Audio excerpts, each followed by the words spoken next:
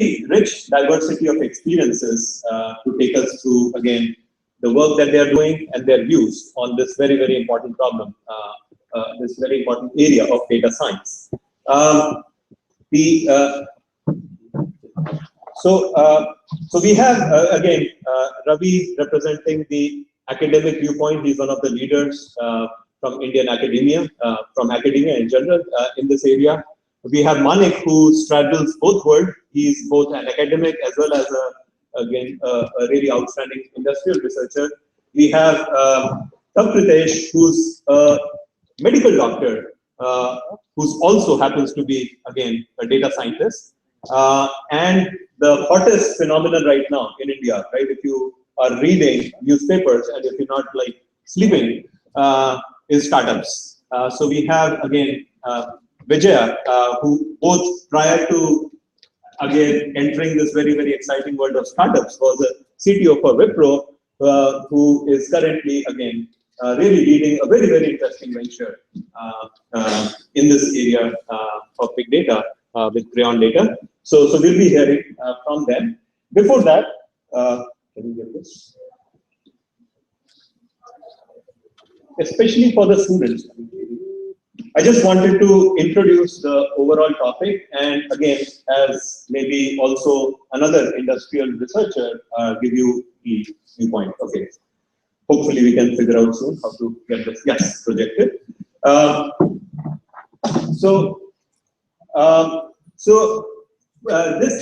prepared this next slide primarily for the students to kind of give you a perspective for why is there so much big deal being made about big data. Again, being more of a systems person, I like, just like Jayant took all the credit for all the money the industry makes on databases. I like to take credit. I mean, actually, I'm not the one who's building these systems, but as one of the members of that community, I like to really believe that it's really these computer systems that have really led to this phenomenon. Let me ask the students, how many of you have heard of something called Moore's Law? Can you have a show of hands? Not too many hands. I would advise you to at least do a Google search and read up on Moore's Law. Unlike these other laws of Newton's laws and so on, right, that you might have studied in high school, Moore's Law is not a real law. It's not a real physics law. It's not a real scientific law. It was actually an observation and a prediction that was made by Gordon Moore way back in 1965. So, I mean, I have a special affinity with Moore's Law because I happen to be born in the year Moore's Law was proposed. So, or another way of showing it, I'm one of those dinosaurs, right, who was born the year Moore's Law was proposed. Gordon Moore proposed that every 12 months, initially he said every 12 months, later on it was revised to every 18 months and so on. With every new generation of the computer chips, you're able to roughly double the number of transistors you can put on that chip. So effectively, the computing industry has benefited from this doubling of the number of chips with every generation, and this correspondingly exponential growth in the compute power that has become available. So that kind of reminds you always of the story. I know I heard this story certainly when I was growing up in Delhi. I'm sure most of you know which story I'm talking about when I show this chessboard, right? The story of whatever, the inventor of chess, there are various versions, or the chess player who pleased the king. And the king said, what reward do you want? He pointed to the chessboard and said, give me 1 grain of rice for the first square, double the grains of rice for the next square, and so on, keep doubling. And just give me enough for the chessboard. And the king said, is that all you want? He said, yeah, that's all I want. And as the king brings in again the people to measure these grains of rice, when does he realize, when did the king realize that he was not going to be able to honor his promise? It wasn't in the initial few squares, because that time the number of grains was still very low, 1, 2, 4, and so on. It was really when you got to around the middle of the chessboard, when it was getting into tens of millions, that the king realized he's not going to be able to honor his promise. So something very analogous has been happening in the world of computing. We've been enjoying this journey based on Moore's Law with this doubling of performance. And I told you, right, Moore's Law was proposed in 1965. The first chips came out kind of later than that. But around 2006, I believe this is a rough projection. 2006 was the year in which we as humans, we produce more transistors than grains of rice.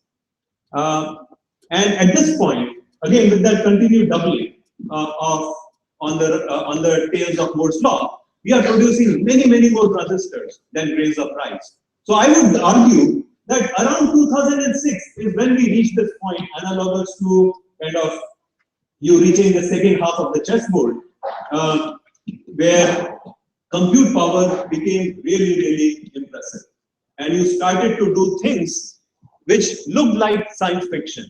So few examples of kind of what compute power today enables you to do. So today, with compute power, I mean, if you take an ordinary camera and just, let's say, a camera in a mobile phone, which is pointing to my face. Today, with that, you can do processing of the image which is being taken, and you can infer my heart rate.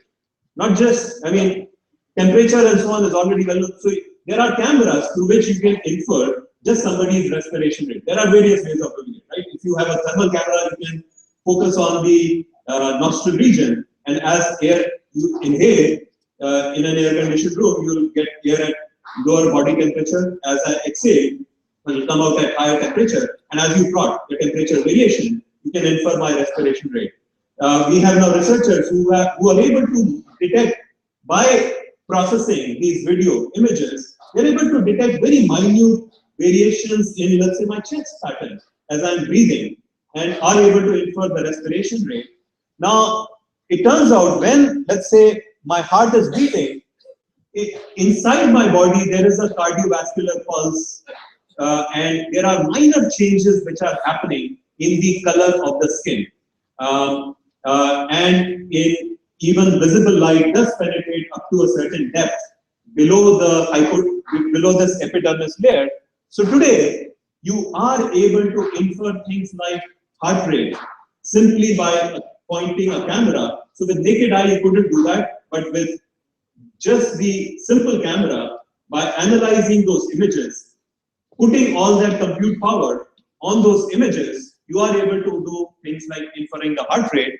And you can now imagine that now these kind of capabilities can be put to use by the data scientists to some very interesting and amazing applications in things like healthcare, transportation, education, you name it, and so on. So what I would like to, the key message that I would like to convey to the students is people like me, right? We the dinosaurs were born at the beginning of this chessboard. So whereas you all are entering your careers when we are already into the second half of the chessboard.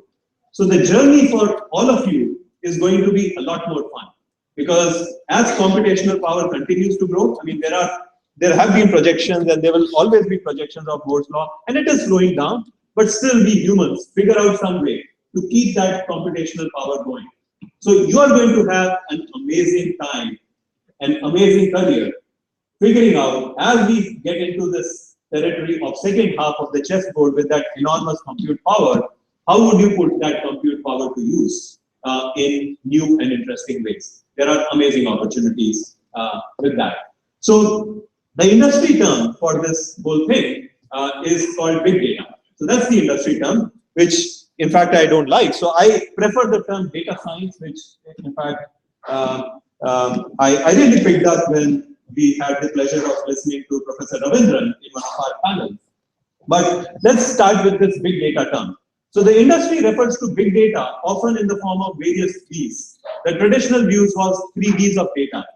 You have growing volume, that increasingly you are analyzing not just megabytes, gigabytes, and so on, petabytes, exabytes, and so on, and soon we'll run out of all these alphabets in terms of zettabytes and so on. Huge volumes of data. Velocity. Increasingly, you're not just looking at traditional data warehouses where data is sitting. There is all this online data that you're processing. There are sensors. With this growing compute power, what used to be the compute power of a supercomputer the kind of supercomputers that, let's say, India wasn't allowed to import when I was in my technical career.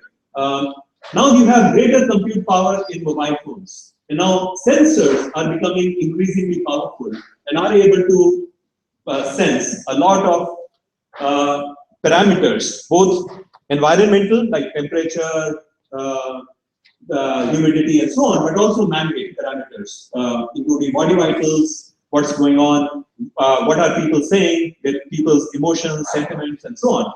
So increasingly, there's a need to take all of this, or there's an opportunity to take all of this data, which is now becoming available in real time, to these sensors and quickly analyze it and do some interesting things with that data. So that's the second way, the velocity with which data is arriving. The third way is variety. That traditionally, again, we used to do computations on numeric data. So I belong to this community of high performance computing people, where we would kind of try to support physicists who would build models of the real world and do simulations and try to simulate climate change, simulate an atomic explosion, and so on. Things that were either hard or very expensive or impossible to do in the real world. You would do those experiments on the computer using numerical simulation. So the whole emphasis was on processing numerical data. But increasingly, you have other forms of data, video data. I just mentioned, through a camera, one could capture my heart rate. Text data, as we all put all this stuff on Facebook, Twitter, and so on. There's a lot of very interesting analysis you can do if you just analyze the data that people are tweeting. So text data and so on. So increasingly, you are able to analyze a rich variety of data and again make meaningful decisions based on that analysis. Now, I was very happy to see this slide. One of my Xerox colleagues showed me this slide, and I said, "Hey, I recognize that slide because it was made by my ex-colleague LB Subramaniam, LBS at IBM Research." So I remember when he made this slide, which is now being referred to by the industry as the fourth V of big data, veracity. And I really see this as one of the really important and interesting challenges. So if any of you are looking for research problems, there's a huge, very rich set of problems in how do you get robust insights when the data itself is noisy, it has missing values, or the data itself might have wrong values. So for instance, we talk about people analyzing Twitter data. There are Wall Street firms which will have algorithmic trading being done based on analysis of Twitter data. So recently, sometime back, 2 years ago, there was this tweet from a reputable source, Associated Press, which went, "White House attack, President Obama injured." And within the next, 90 seconds, all havoc, hell broke loose on the stock market.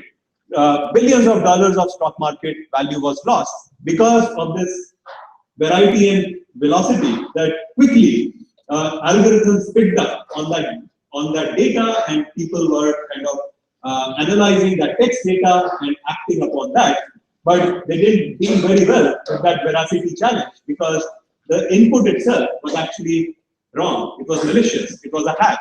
So that was just a simple example in the financial world. So what if you made a mistake? Yes, you lost a bit of money, but over a period of time you would make it up. Even if you lost it, it was just money.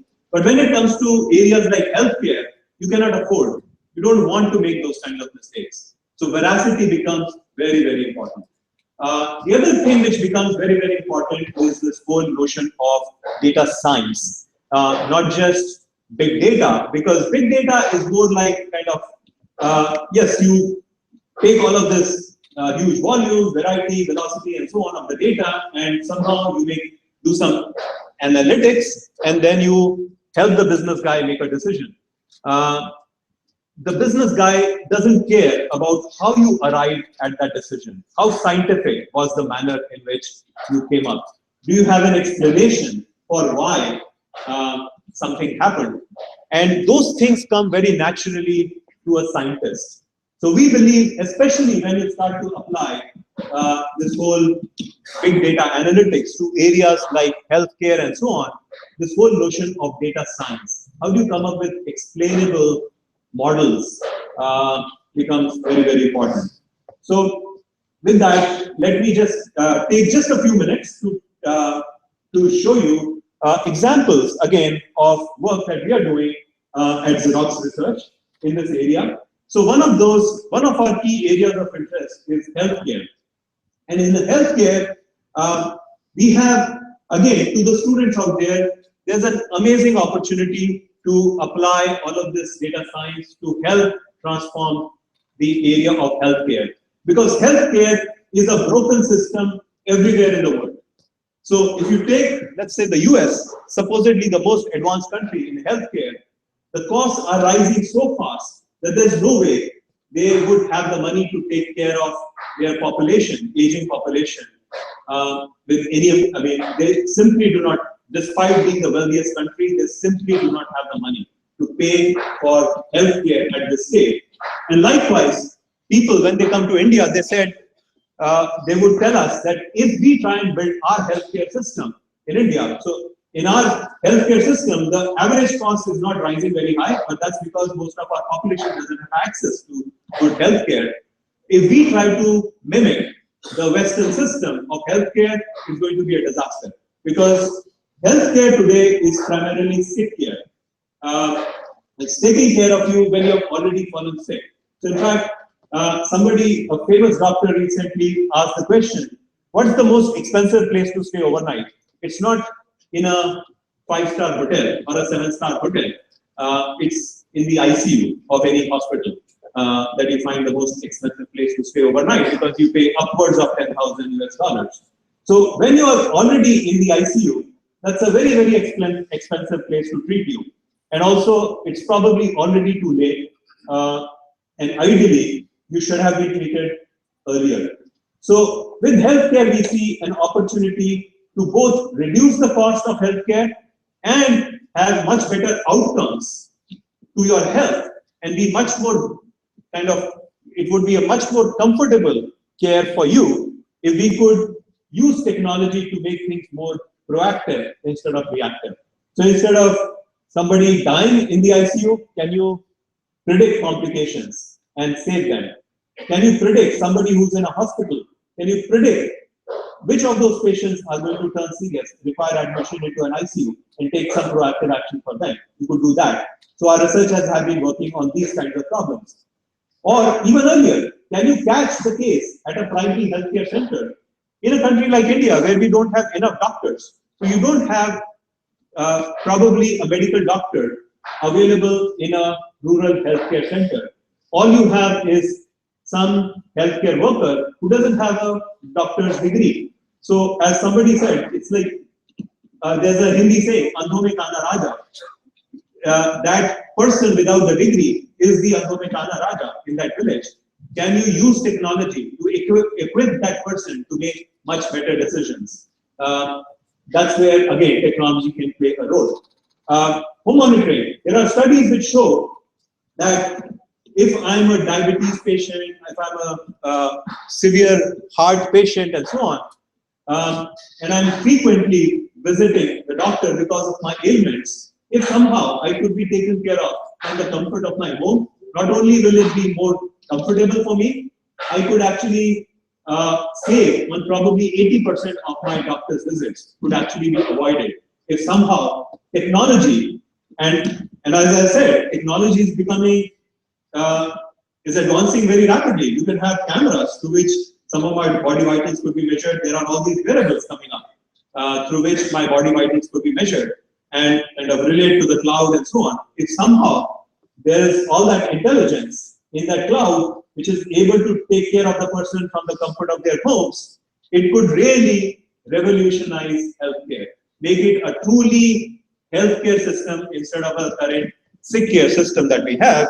And in fact, going further, you can apply technology to nudge people into adopting a healthier lifestyle, encouraging them to exercise more, eat better, and so on, avoid that junk food, and so on. And while there are today a lot of these wearables like Fit, and there are these things like Fitbits and so on, it's still not a solved problem because today, often you have people who will not, I mean, these technologies are still today not very persuasive. I mean, there are studies that show most people, over 70% of the users, throw away their Fitbit after using it for a few weeks. And we believe ultimately it's going to be an interdisciplinary area. You need data scientists, you need domain experts like healthcare experts, you need to bring in behavioral scientists who will know how to, who can advise you and give you some insight about how to push people to change their behavior and convince them to adopt healthier lifestyles and so on. So a lot of very interesting things you can do. I'll skip some of this early results, but yeah, we have some very promising early results showing better than state-of-the-art results in machine learning on these problems. But even our results, which are better than the state-of-the-art, are not good enough to be deployed in production. There are a lot of very, very interesting unsolved problems. Transportation. It turns out that, I mean, things as simple as the routing and scheduling of public buses for public transportation in any city in the world. You take any city, it's not done in a particularly data-driven manner. Typically, there would be some survey that would be done, and people would come up with ad hoc. The transportation officials ultimately would come up with some ad hoc ways of figuring out the routing and the scheduling. They will say, okay, these are the peak hours, I should run buses more frequently during the peak hours compared to off-peak hours and so on. It turns out that if you could, by using all of this sensing, mobile devices, electronic ticketing machines and so on, if you could really, truly sense the demand, mobility demand in the city, how many people want to go from point A to point B, at what time during the day and so on, and start to use mathematical techniques, integer linear programming, and then for online analysis, dynamic programming, algorithms and so on, it turns out you can do a lot better than how, let's say, these transportation services are provided. So we have one simple example which we did in the city of, Lima and Peru,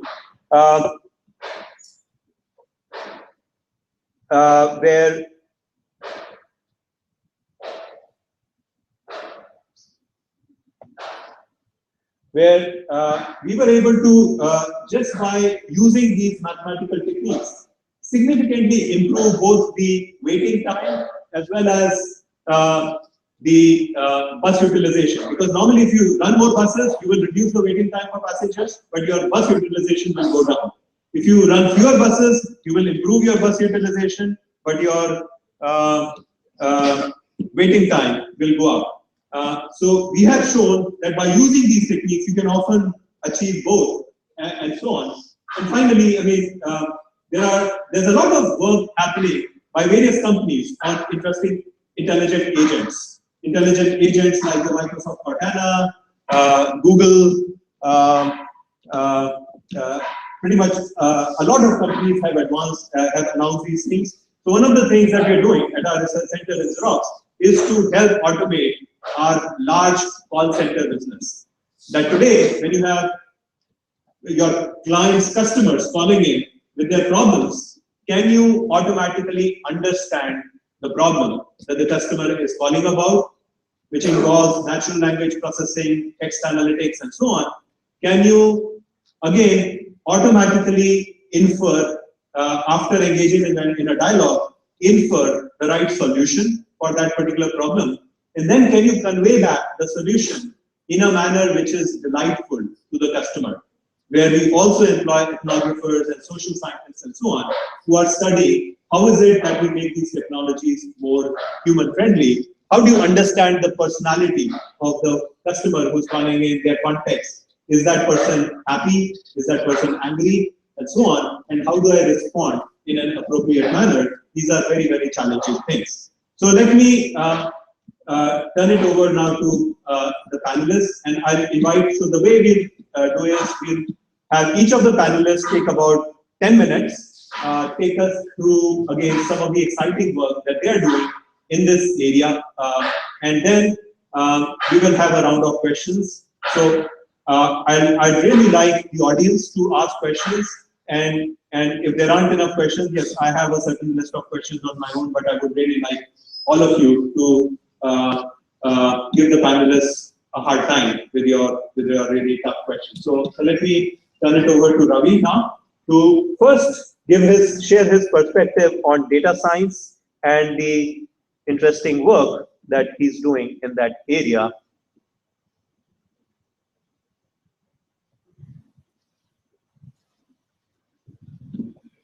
Want to?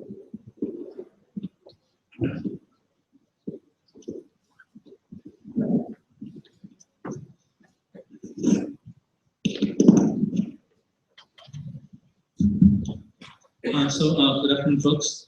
And so as Manish was mentioning, I kind of introduced into the term data science, and I'm going to try and do that again.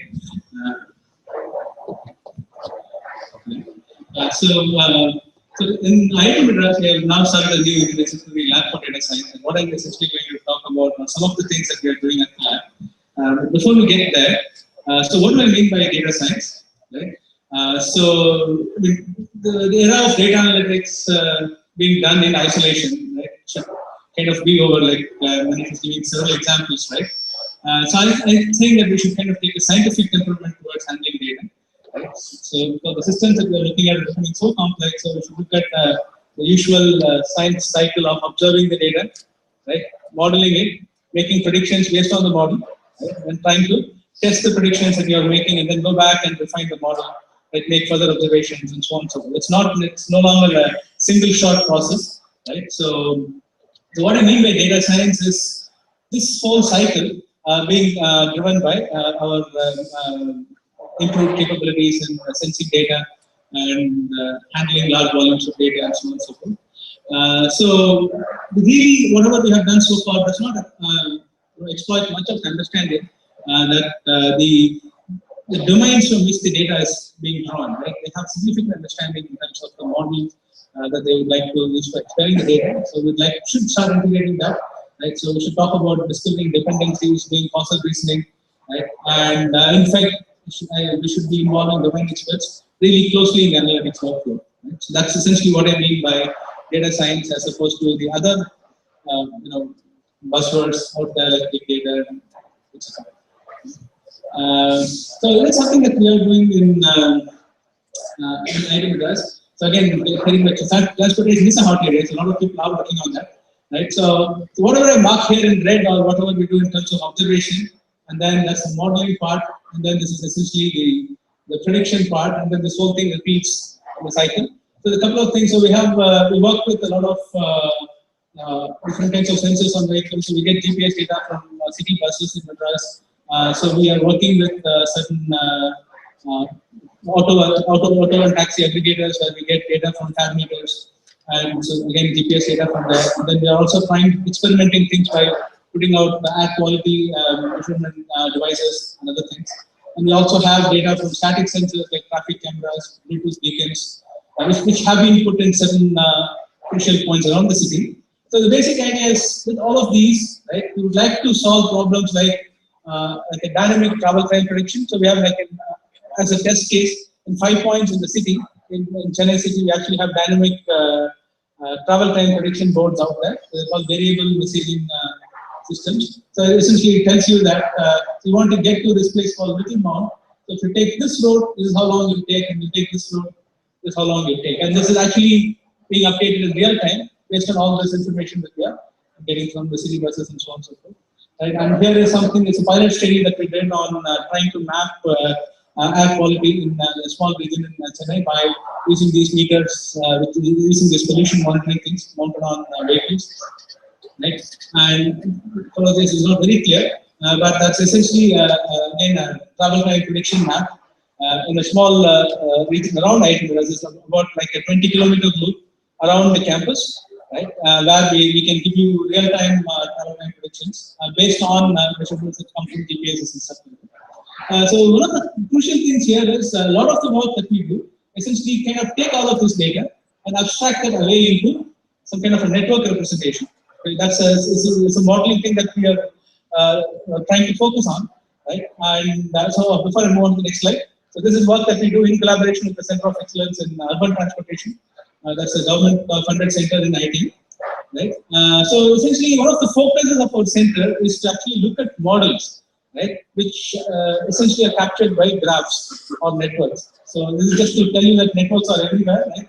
We have social networks, we have information networks, we have technological networks, and transportation, something we work on, and biological networks, and collaboration networks, and there are many sources of data that we are actually gathering, which can naturally be modeled as networks. Right? And so one of the things that we are looking at is to build larger understanding of analyzing networks and trying to come up with customized libraries and implementations, right, that we work on either existing platforms or looking at more at the system level, trying to come up with better ways of handling network data, because applicability seems to be pretty wide. So that's something that we're looking at. So here's another example. So here is the observer part of it. So we're trying to get protein structures from all kinds of experiments that have been done in wet labs, and from there we can create a graph. So this is a graph that describes a protein. So each node here is an amino acid, and link means these amino acids are in contact. So instead of looking at it from a biological point of view, I just reduced it to a graph, and now computer scientists can actually make sense of it. Right? So I mean, from my era, many of us actually went into computer science because we couldn't actually stand taking biology in +2. Right? So for me to go back and talk about protein, this is a little hard. Now that I can reduce it to graphs, right? Then I can actually do whatever I want with it. So we went ahead and solved the problem of predicting which of these fragments that you see here are actually functional. So this essentially turned out to be just an analytics problem on the graph, but we had to solve a lot of interesting questions there. And likewise, we're also looking at protein essentiality prediction, and also looking at understanding cancer mechanisms in collaboration with a very famous cancer lab in Cambridge, right? And again, we have another center which we call the Initiative for Biological Systems Engineering, that's come up in IT Madras, and the data sciences group works very closely with these guys in order to look at this kind of biological data. But in some sense, the theme underlying it is somehow reduce it to a form that non-biologists can understand it, and then you fire away all your data sciences algorithm on it. But unfortunately, we do not know whatever we find makes sense from a biological point of view. I can tell you, okay, this thing is obviously the right thing to look at, right? I can tell you this structure is the right thing to look at, and then the biologist come back and say, well, that doesn't make sense because it's never found in nature. Right? So it helps that we are working in close collaboration with this lab in Cambridge, and we're able to do a lot of interesting stuff with that. Right? And so my kind of concluding slide. So the strong background in data-driven modeling and model-based prediction basically is something that we are building our center around. Right? So we're looking at several applications. So smart cities is one. So apart from the traffic part, we're also looking at water and electricity distribution. Right? So also hoping to hire more people in this area, and that some will grow in the smart cities side of things. Right? We're also looking at systems biology. We also do a lot of work with financial data, and in collaboration with other financial research institutions. Right? And one of the goals is to develop compute infrastructure. Right? I'll talk a little bit about on my final slide. Right? Something about compute infrastructure suited for specific use cases. And so that's a link if people are interested in finding more about our thing. And since this is supposed to be a panel, I thought I should have some slide on what are the challenges for data science. Right? I see the challenges in data science in kind of 3 levels. So one, I would call the systemic challenges. Right? One size doesn't fit all. Right? So you can't always say, okay, here is my Hadoop system, right, and go run all my applications on it. Right? So we really need to tailor the system architecture to the application needs. And I do believe that there's not much attention that has been paid in order to look at what really needs to happen at my starting from my operating system level all the way up to the application level, right, for specific loads. Right? So that's something which we'd like to understand. Specifically, we want to start looking at the graph processing of it. I know there's a lot of work out there, but we still feel that more could be done in order to build better system infrastructure to support specific kinds of application loads. That's one thing. And from the algorithmic side, there are a lot of new challenges. So volume is a challenge, right? But as Manish is pointing out, that's not the only challenge. There are a whole bunch of other challenges. But one thing which doesn't really come out in summarized in those 4 Bs, okay, is the fact that there's significant dependencies among the features and the entities, right? So in healthcare data, right? So if you see 3 patients with dengue come into your clinic, right? The 4th patient who comes in with fever symptoms, they're already trying to think that he's going to be a dengue patient. Right? It's not like you can make predictions individually on everybody who's coming into your clinic, right? So it's like that. So the data points are all linked with each other. And similarly, there are significant dependence in features and so on and so forth. And many of the data analytics algorithms actually try to make their life simple by assuming that there is significant independence between how things are sampled, right? And that is actually not something that is true when we're talking about large volumes of real data, right? And therefore we need to work on that from the algorithmic perspective and to be able to do this at scale. So there are solutions that actually handle this kind of dependencies, but they have significant difficulty going beyond a few thousand data points. Right? So we really need something that works on scale. And also there is other things like systematic noise or systematic lack of data, right? Which make it very hard if you're just looking at it from an algorithmic perspective, right? You really need to get in some kind of domain understanding in order to be able to discover this kind of systematic effects and account for these. So these are kind of algorithmic challenges that we see taking data science forward. But I also believe that we have an educational challenge as a teacher. I really need to say that because we really need a new breed of scientists on one side and data scientists on the other. So we have one such distinguished new breed person on the panel, right? But we need domain experts who really need to understand what you can do with the data that's being generated. Right? We also need data scientists, right, who either know the domain or who are willing to pick up the domain or work closely in collaboration with the domain experts. Right? So that's kind of my 2 cents on what needs to be done. So questions now or later? Let's move to the questions later. Okay, so then pull off your question. If it's a burning question, you could go ahead, but I would say taking most of the questions after. Okay, so thank you, Ravi. So I think because Vijay has some, I guess there are some dependencies, so we'll turn it over to IBK to now straight from academic viewpoint to this really hardcore startup commercial viewpoint on data science and big data.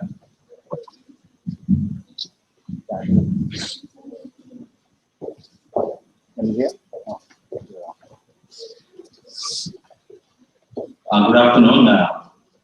There are 2 reasons why I'm talking after Ravi. One, because I may have a time constraint, and second, because he picked the GraphQL, and my startup venture is about GraphQL. So I thought it is high affinity in that sense. So my name is Vijay Kumar. My popular name is IBK. In my earlier career, I spent more than 2 decades with Wipro, but that was a corporate lifestyle where I don't have to worry about money, personally and professionally. As a CTO, I have a very large budget. I don't really care which technology is trending because I can afford to play with it. Now I deal with only startups, including my own in Singapore, with a central in Chennai, in big data and data science. So let me share some views of data science in the business context, especially if you come from a startup. With a distinguished panel, I don't need to go a lot into the technology. I'm sure they will cover it. But just to explain what Crayon Data does, how does it relate to data science, what issues I face as a co-founder and CTO of that company. I'm a cross-border startup and a multicultural employee base. We have more than 15 nationalities in Crayon.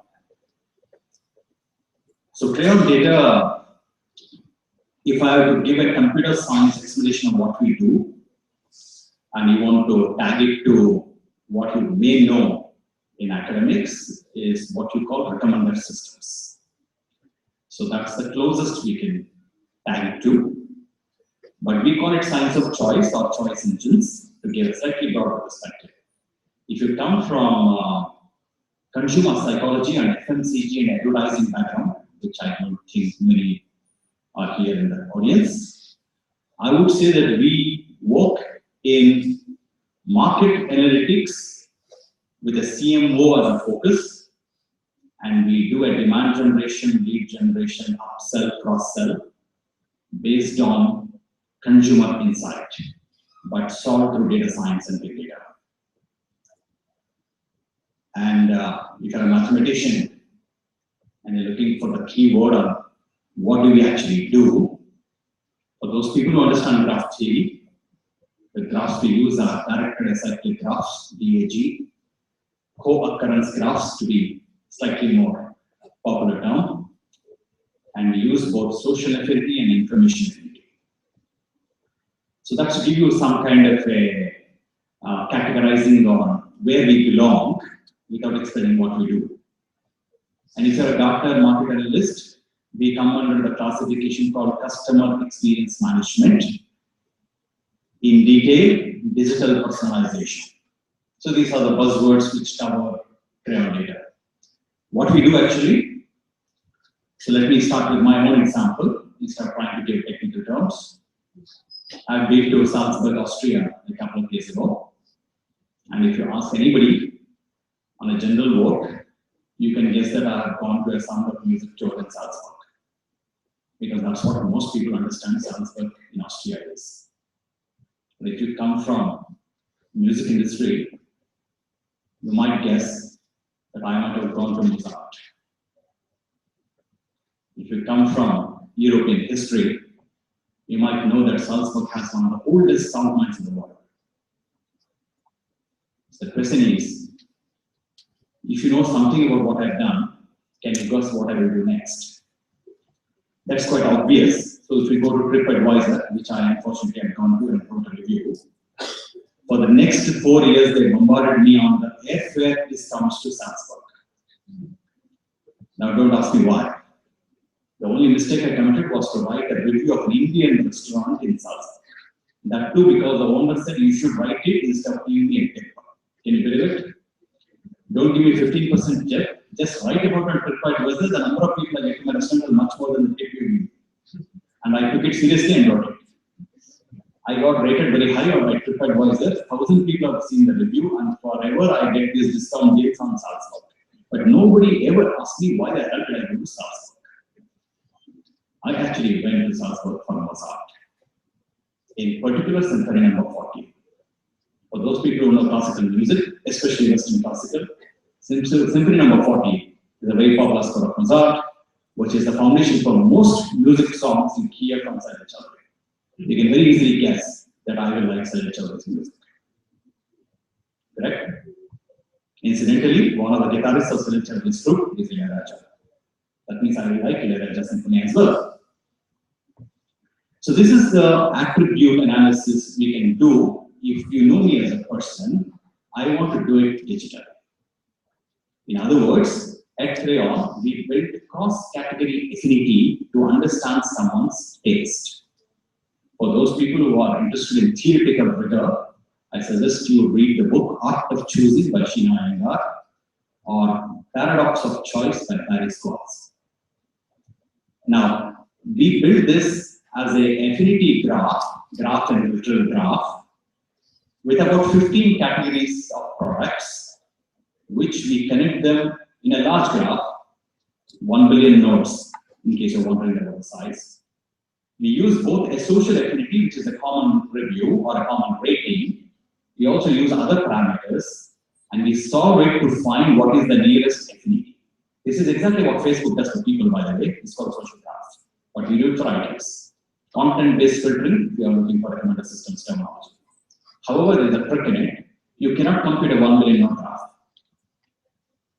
Because you quickly know that as the number of hops increases, it's an NP hop problem. So you have to put a limit on the number of hops using something what you know about human behavior. So this is where Crayon data is different. Except me, nobody else in my founding team comes from technology. They come from advertising. Why? Because they know a little bit about how people buy or how people think. So if you go to psychology, well, I'm not a trained psychologist, but I have a fairly ringside view of it. There are two ways of analyzing someone's action. This comes from Greek philosophers onwards, by the way. You can have what we call structuralism of mind, where everybody is analyzed by the way you think about things, right? Or think about life. That means you have a mental structure with which you view the world. What we call structuralism. There is an extremely other side of the argument here called how people are or what you like is based on what you act.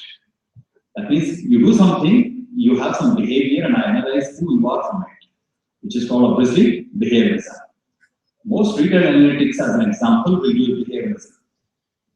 What we are trying to figure out, or have figured out to some extent, is to understand what you are based on what you do, and we compute a large affinity of it across items, so that I can predict what you may like, even though there is no transaction for you in the category. So now that I gave you a Mozart example, you can very easily figure out how I would like some projection. Right? The master who made prelude music work. Because I like harmony, because I like harmony in food, that's of course a slightly larger exploration to do. So this is what we do, and this is what most companies do on a homogeneous data on a particular category, like retail or fashion, for example. But we do it across category and sell to an enterprise and not to a consumer. So it's a B2B play. If you want to use a VC terminology, we are a B2B player using social and other affinity graphs to do demand generation for a marketing function. And we do it on a big data stack in a SaaS model. Example, banks, hotels. Two examples, and media. So what is data science in this? So let me now, that's a quick introduction of what we do. You can go to the site and see it. But now let me come to the data science in it, which is the topic actually. The data science in this has two different elements. One is the algorithmic model. The second one is the computational model. I have mentioned always the computational models of graph theory and how we solve it on a big data system. But the algorithmic model doesn't come from computer science. It is about how to model someone's behavior or someone's taste, which is more about what we call cognitive science or behavioral science, the two extremes, and how to solve it using computation. So what is the challenge we face when you want to pick such kind of a topic and construct a team? We are about 100 people. My chief data scientist is a Russian mathematician with a double PhD living in the area.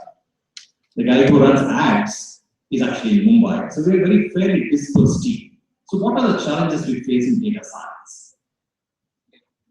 Going by the earlier talks, if I just took a business hat and not an academic hat, the first thing you do in a startup in data science is not to solve the problem so early. It might surprise you. I don't have to solve the problem first time right at full scale. So there is always a learning model, and most startups behave the same way. So we do perfect it over a period of time. In other words, what we work with imperfect systems. As we scale, we solve the problem of computation. As an example, for those people who are familiar with big data stacks, if you use a graph theory, you take Neo4j, that will be your first point of call, because it comes with visualization. It works for social networking, because more than half of 4 or 5 we cover the world. Not the case with items. Product categories are much more. So over a period of time, we can never make it work. So you will have to do it in some other way. So we change that. So you will find that when you see a data science problem and a computation problem, we have made two different groups. People who solve the computational problem of computing the graph affinity, and most graph affinities are computed in a batch process and not in real time. So we finally use a map reduce. We think the logical view is graph, the logical topology is a graph, but the computational value is actually map reduce. But algorithmically, I have to figure out what does an affinity mean if you have top level 3. That way everybody knows everybody likes everybody in the world. but beyond a certain influence, there is no sense in the interpretation. So this is where the domain comes in, that I cannot interpret the affinity I have. As you can quickly guess, A connects to B, B connects to C. Well, A connect to C or D in an n-dimensional topology is an NP-hard problem. Even if I limit by heuristic weights, which come from sectors like hotel understanding or a guest experience understanding, flying experience understanding, food understanding, it is still a computationally complex problem to solve. So we ended up hiring people from different domains, and hence I cannot indefinitely increase the number of sectors. So we have a retail expert, we have a media expert, we have a hotel expert, but I cannot go and do mining, for example, because I don't know what weights to apply to tame the graph, to interpret the graph, to mix my data set. The other point you find in a startup in a big data science problem, actually the biggest limitation is the data set itself. Forget the computation. Actually, nobody cares for computation. That is the least of my problems. I spend upwards of $500,000 on Amazon, just to give you some perspective. It is not the compute which is the problem, it is the storage which is the problem, right? Because I have to have a landfill on external data, and I mix it in an enterprise with an enterprise data, which is structured most of the time, with all kinds of regulations in place. And for those people who play with big data, most of the big data systems are built for B2C businesses or web businesses who do not comply with any damn architecture in enterprise. So we have a fundamental problem to make it work in a bank and make it work with their data mart. On a classical enterprise service bus, you had it. It takes 6 months to get a data set in the first place. So the biggest issue for a startup in a data science-driven model is to get the data itself, to get the data, to blend it with the enterprise, if you are doing a B2B play, is to impose a model, even if it is a late binding of the data model, which is what all the data systems do. I have to apply some kind of what you call restrictions or constraints to make it work. The cleansing and the curation of data assumes what problem you are solving. So no startup that way looks at data science in absolute horizontal fashion. This is the reason why they will quickly realize that they need domain experts. They also need the end user experience, who may say that it is okay if you do it later or slower, but do it better. Speed perhaps is not the requirement in many cases. So these are some of the challenges we faced and learned along the way, and I worked with some of the most regulated industries like banks, and most non-IT driven models or immature systems like hotels. Their IT systems are nowhere compared to a bank, for example, and a highly algorithmic driven systems like media, advertising, for example. So I think as a data science is a business and data science is a skill set, if I have to pick, I would strongly say that pick the problem narrow, solve the algorithmically in a very deeper fashion, and make sure that your computational efficiency is as important as your algorithmic efficiency. At the end of the day, I don't have to find all the answers in the first iteration, but if you collect data for the fun of it, just to keep it in your landfill, you spend most of the money. And if you have borrowed the money from somebody, which is what all startups do, right? We have Series D stage today. We are funded by Singapore government and general ventures. We have maybe 15 individual investors. So nobody will keep quiet if you just keep blowing up money without solving it or without solving it for the very reason. So what we find is that in an experience economy or opinion commerce as they call it today, figuring out each layer of this data science and its way it integrates with enterprises or consumers is very critical. And by very definition, it is a what you call an interdisciplinary problem. From an academic point of view, an education point of view, the biggest challenge we have, especially in India, I do have from US and Singapore, so I kind of know our markets. It is almost impossible to get a data science person who can actually code on a big data stack. So the question you will always face with is, do you want a statistician who now call themselves as data science people, who can maybe do a logistic regression, but cannot tell me how to do that, how it works? Or I have somebody who knows big data stuff for sure, he knows Cloudera, but doesn't have a clue what a Markov chain is. And then deliver an enterprise architecture, and somebody will ask you, so how do you talk to my campaign management? This is the life of a startup who wants money and earns money. And this is the case with every other startup you will find in this area. So the skill set, I would say, where the gap comes or the challenges come, is mixing of domain understanding with computational and algorithmic value, which is mathematical maybe. The second one is also the sequence in which we build these things. And unfortunately in India, we mistake skills for knowledge. Yeah. So I think with that, I'm done. So with that, I want to leave some thoughts provocatively. So I think I covered a little bit of landscape just to give you some sample of how a startup looks at data science. Thank you.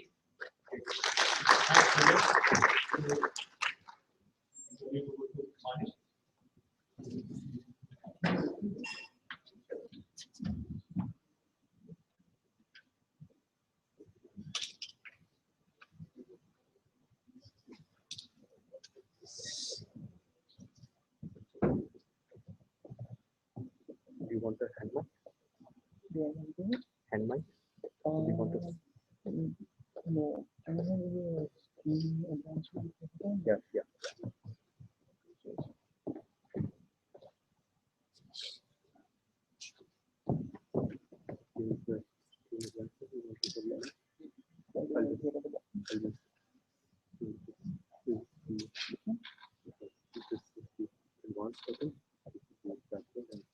I'm just putting up here. And one more time, but you have to just stand in front of. Hey guys, can you hear me? Cheers. So while Manish puts up the slide, I thought I would start because we're running over time, I think. So I'm Manik Barma. I work. Cheers, thank you. So I work at Microsoft Research, and I'm also an adjunct faculty member at IIT Delhi.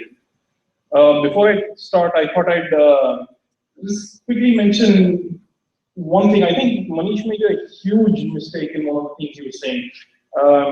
Last time I checked my credit card bill, I think there is still one room in a hotel which is way more expensive than any ICU. I think it's called the honeymoon suite.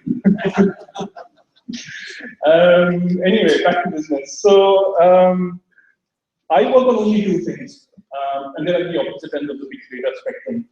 The first problem is extreme classification. This is an area that I and my PhD students at IIT and my colleague at Microsoft started about 2 years ago. Let me just give you a brief idea. So if you look at the history of machine learning, the most well-studied problem is binary classification, where we build classifiers to answer yes/no questions. Soon the community realized that many questions in the real world are actually multiple choice rather than binary. Right? And so the community came up with the idea of multi-class classification. And then the next step in the progression was when the community realized that some of the hardest and potentially most rewarding questions are not only multiple choice, but they have also multiple valid answers. So this started off the area of multi-label learning, where we're learning to predict the most relevant subset of a given set of choices.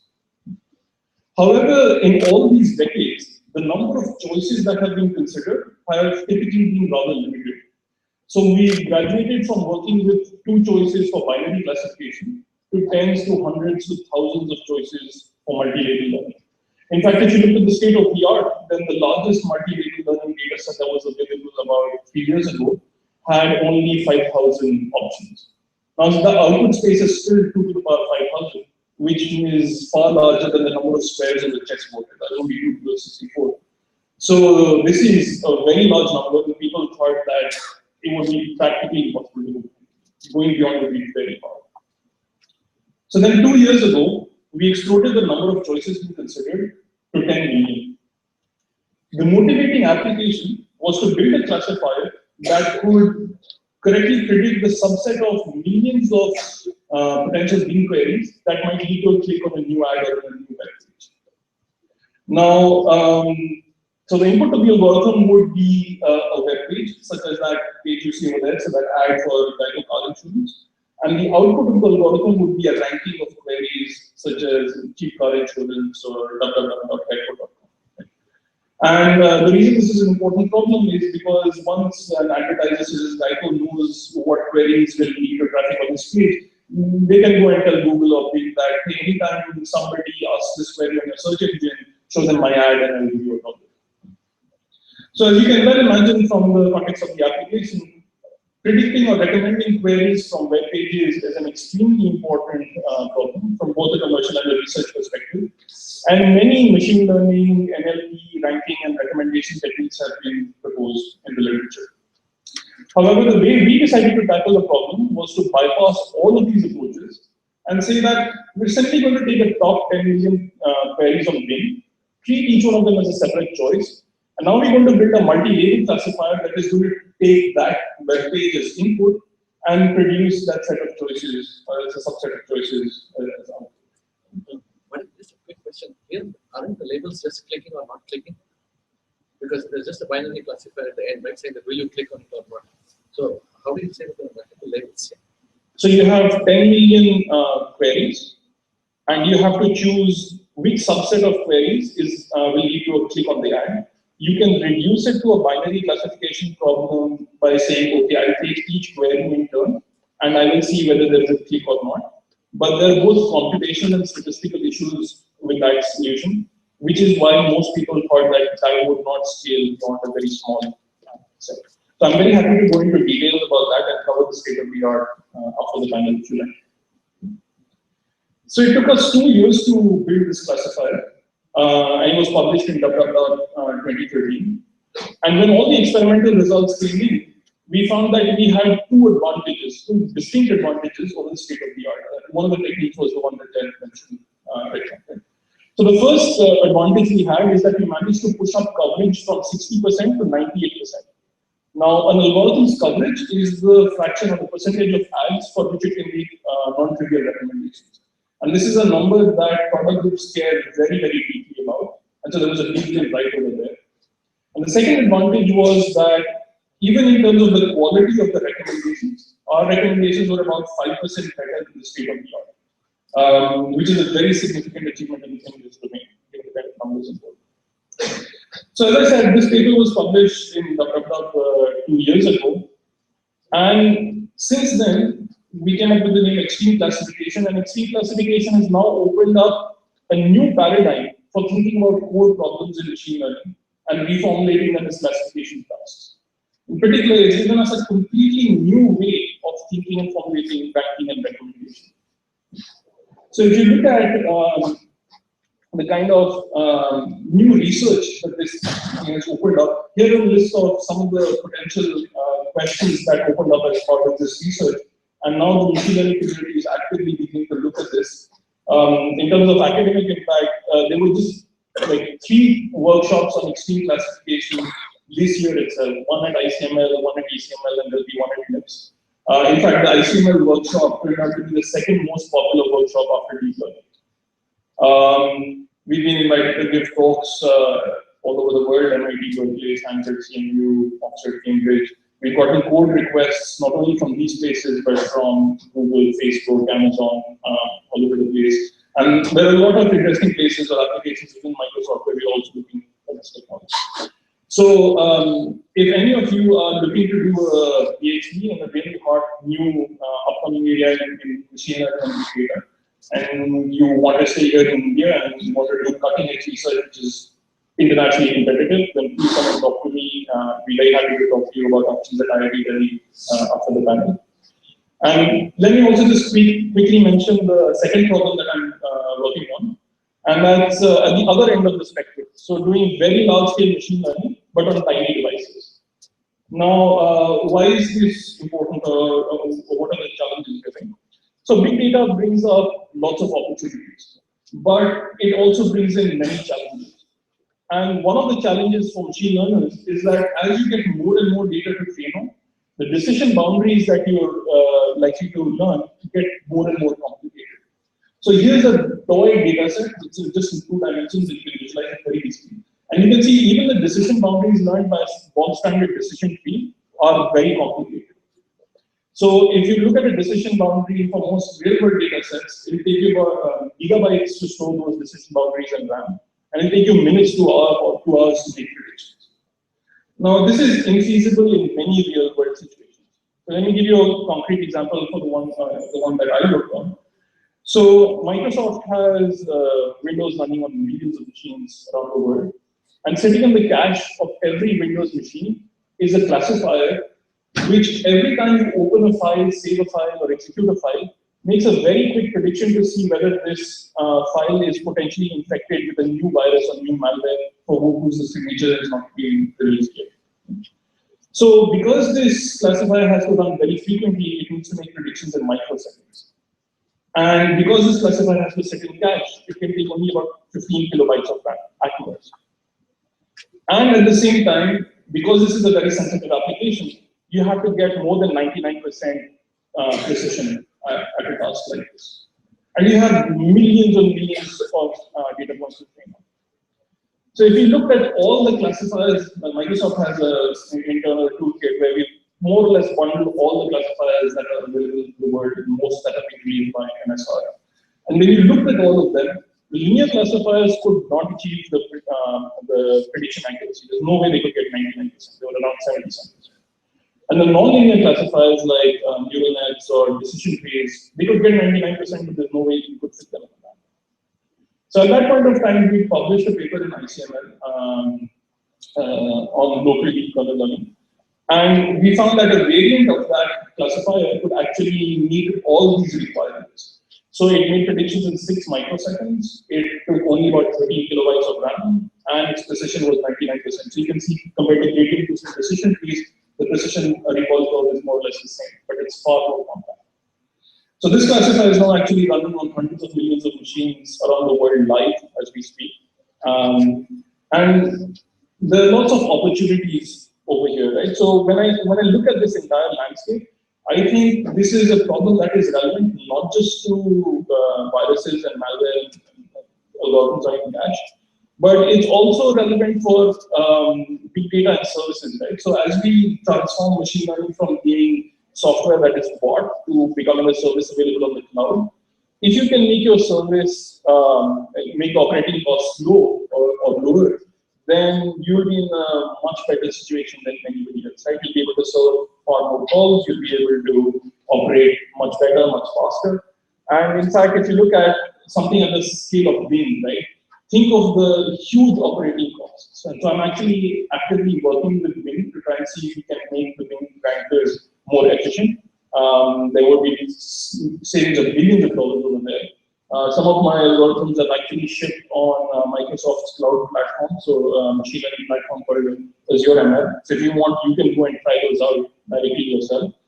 And there's a wider potential beyond that as well, right? As the Internet of Things takes off, there will be devices everywhere which will have very low CPU, very little battery, very low RAM, but you would still want them to make predictions and make decisions to communicate with each other, etc. Right? In fact, Bala's developed this fantastic theme that I use, and if you could just put smarts on it, there would be so many great things that you could do for the visually impaired.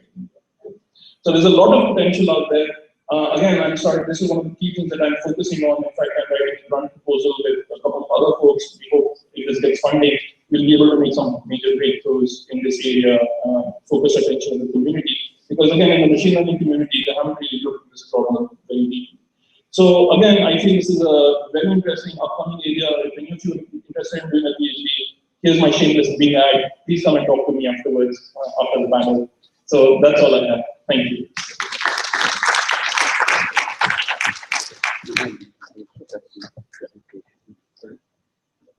So let me now invite, you've heard from all these fake doctors, computer scientists with PhDs. Now let me invite a real doctor who also does big data. So Pritesh. Thank you very much. It's a pleasure to be here. Very excited to be here. Amazing set of talks there, and I'll keep it very brief and up to maybe in about just 10 minutes. So, why do we need a bridging of medicine and data science? That's what I'm going to be speaking about. Let me just see. Yeah. Okay. So, as a community in general, we as doctors now realize that we're approaching the healthcare revolution.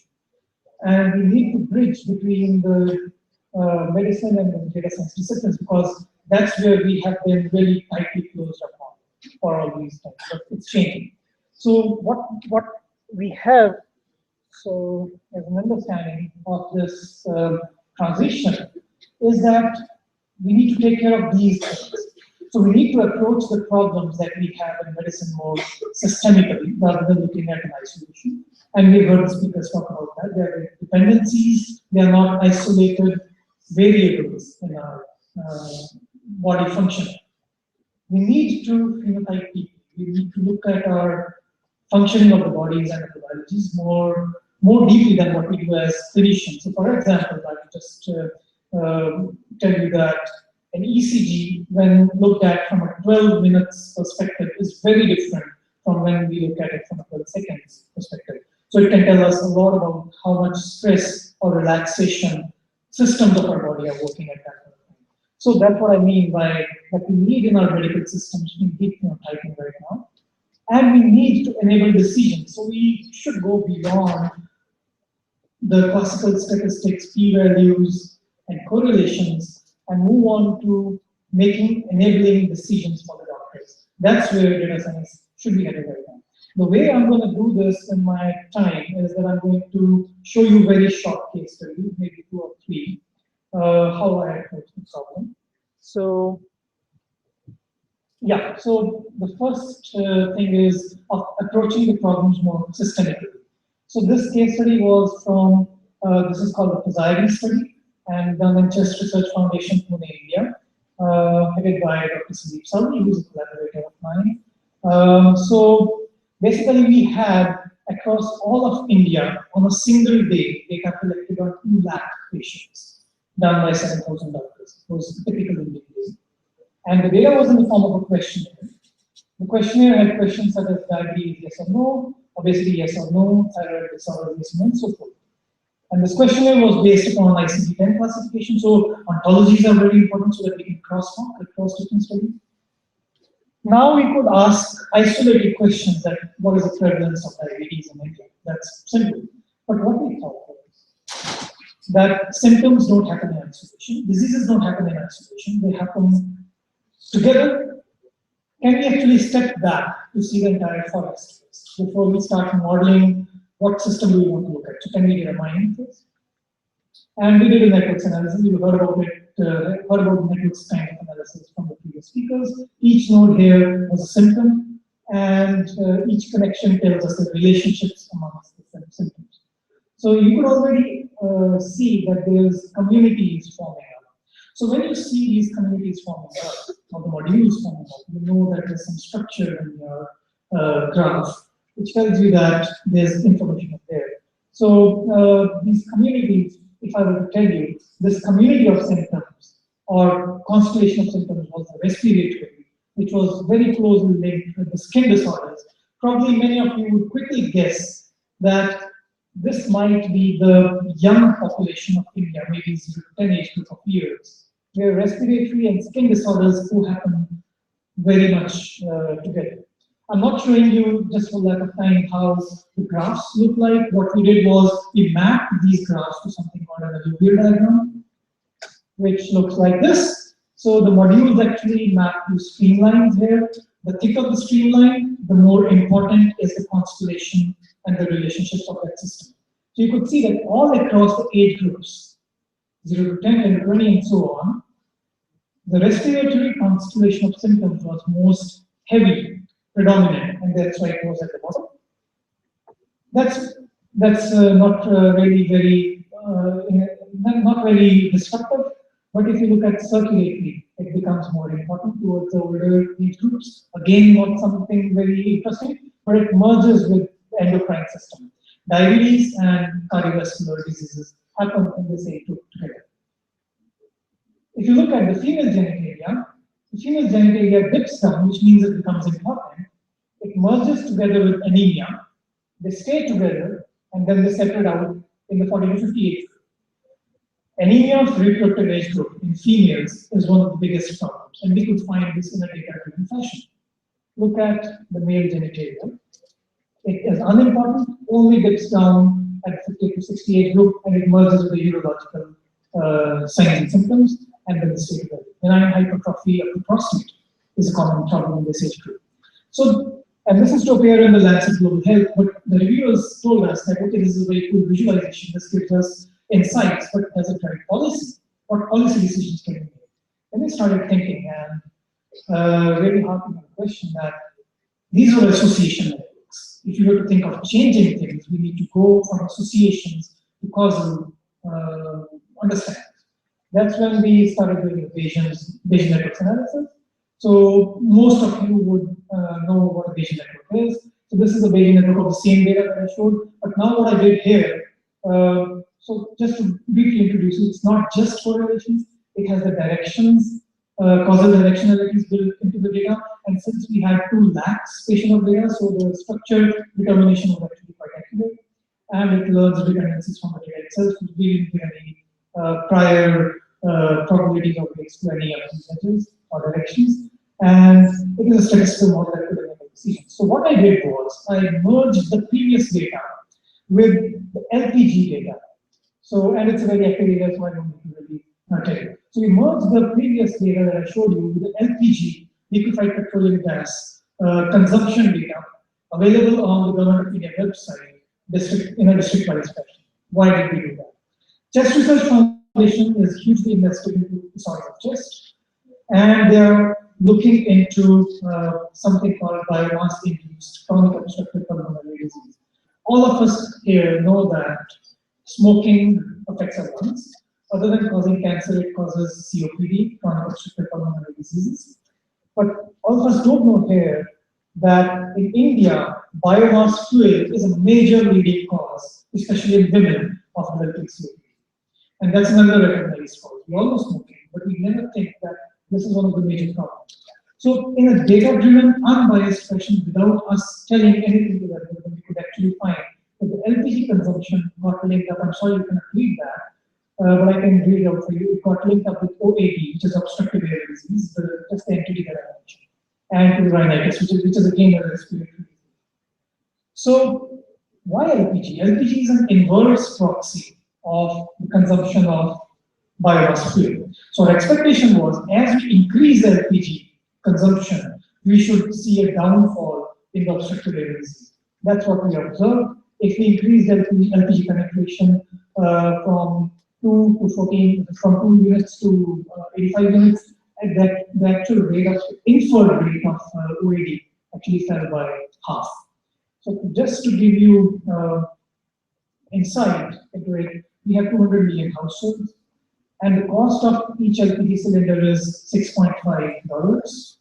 If the Government of India were to provide LPG cylinders to all households, irrespective of whether they have it or not, 4 times a year, the cost would be $5 billion.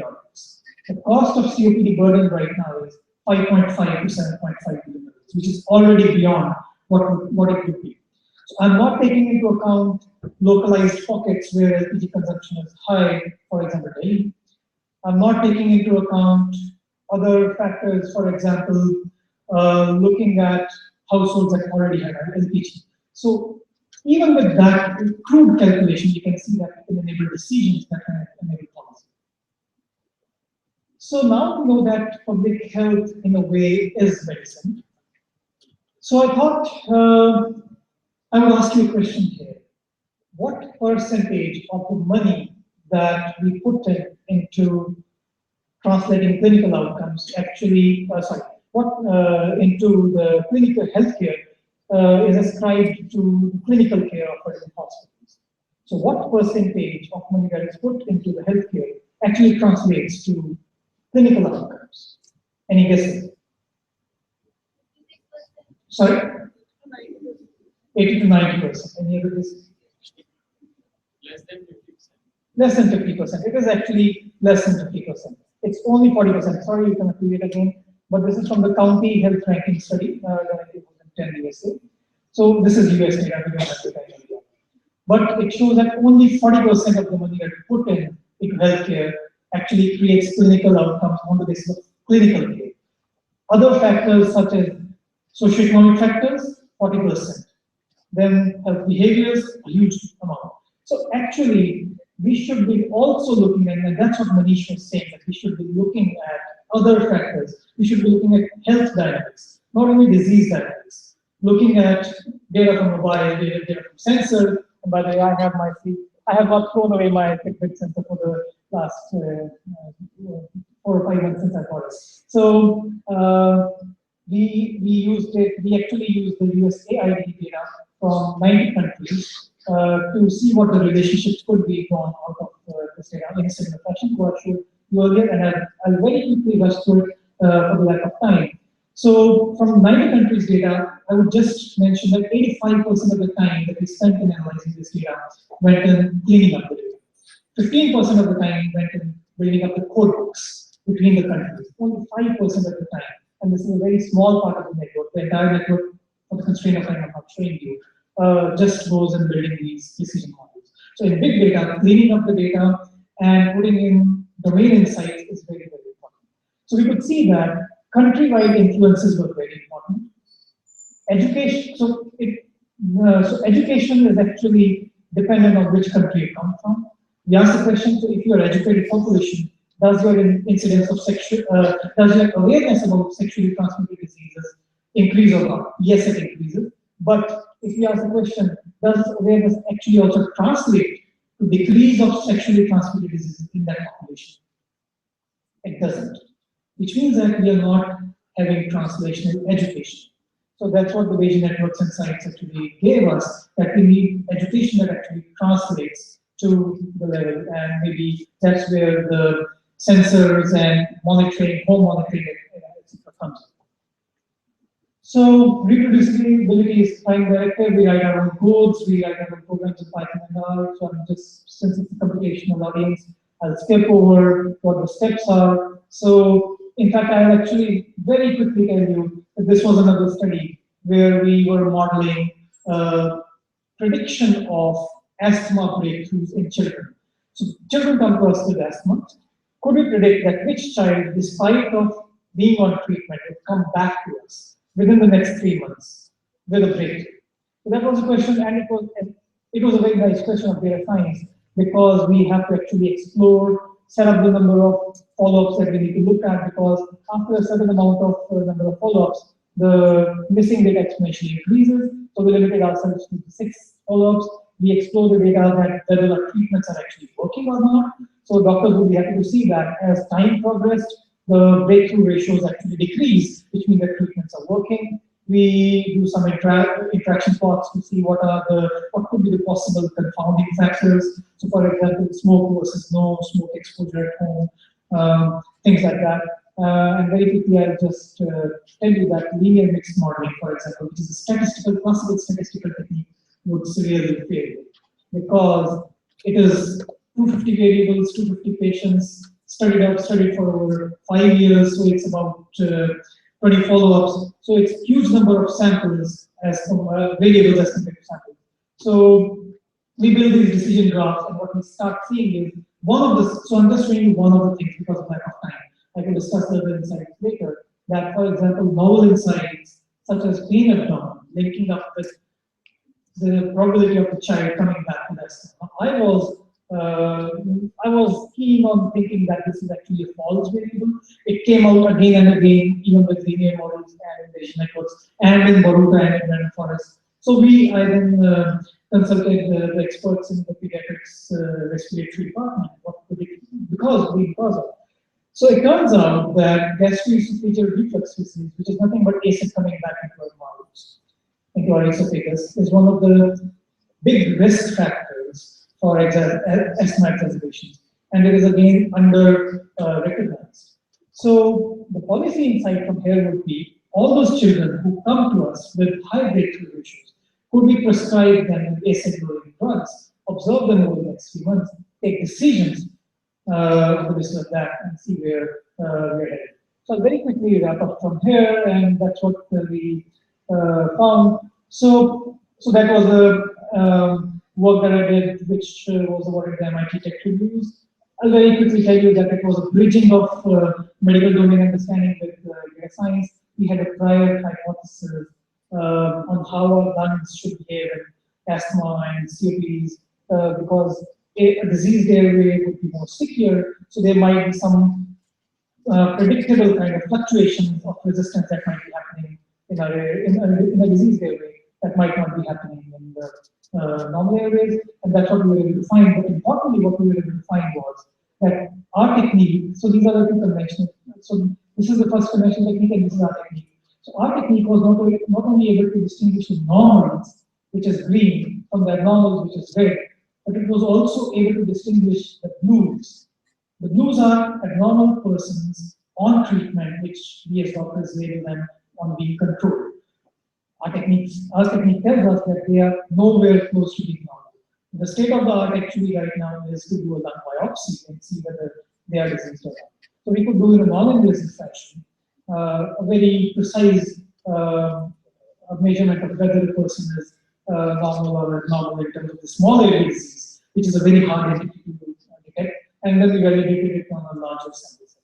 So I'll stop here, but before I stop, I'll just let you know what my current line of work at all in the Institute of Medical Sciences is.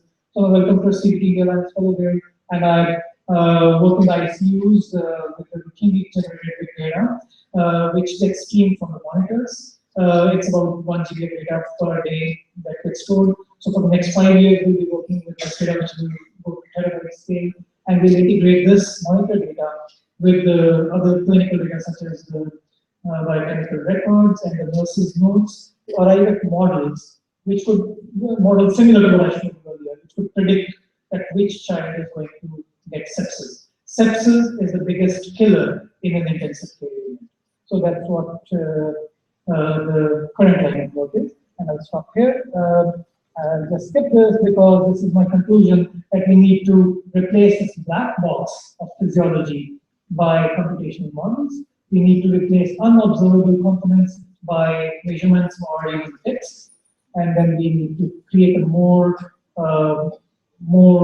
coherent network of understanding of what we are, which can actually stratify the heterogeneity or the noise that we see in the medical field. So I would like to acknowledge Council of Scientific and Industrial Research. All of the work that I presented here was when I was a part of, I was a scientist at Council of Scientific and Industrial Research for Paradigm Institute. And in the US Science and Technology Forum for training on these projects, Department of Pediatrics, especially Dr. Rakesh Loda and Dr. Sushil Kabra, whom I work very closely with and I'm working with. Chest Research Foundation Pune, whose data I actually presented to you. Welcome to CBT Alliance. And Dr. Anurag Agrawal, who was my PhD mentor. My PhD was in IGI Delhi, and I finished it a couple of years back. He still continues to be a mentor. And the students, Aditya, Dinesh, and Rishi, who were involved in various aspects of the projects at the Institute. Thank you.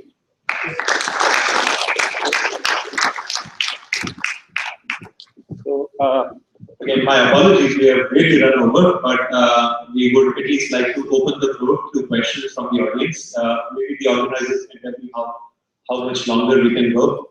But let's start with some questions. Okay, yeah, this is a question regarding everyone. See, one of the challenge we face, it's okay. The challenge is for the kids here, or the students, is what are the practical ways in which we can bring it down to education of machine learning and data science. It's very good for the research, for the practitioner, for the startups, fine. For the education, for the curriculum, how do you make it a pipeline which will enable creation of future data scientists who can understand all the dimensions? So are there open data sets available? Are there open source algorithms available? I think if in that direction the panel can throw a light, I think the audience will benefit a lot.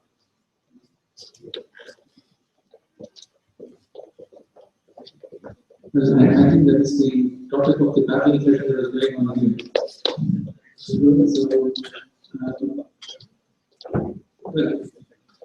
one of the things that's primarily missing from the computer science curriculum, when I actually try to teach people is the lack of understanding of the basic statistics. So one of the things that Vijay was saying that well, statisticians cannot call themselves data scientists, but data scientists cannot call themselves data scientists because they know fundamentals of statistics and other things. So that's a legal qualification. So there is some of the curriculum of the math curriculum, the computer science side of things. And having said that, I also find that the fantastic way to do machine learning are not computer science. Right? So there are guys who actually have had the math training, like people from electrical engineering or communication, ECE, like or mechanical engineering, that have solid math background with this people. They are not actually picking up the programming side of things very quickly. Right? And another thing is, in most of the curricula that I have seen around, right, there seems to be kind of a dichotomy between teaching machine learning and teaching systems.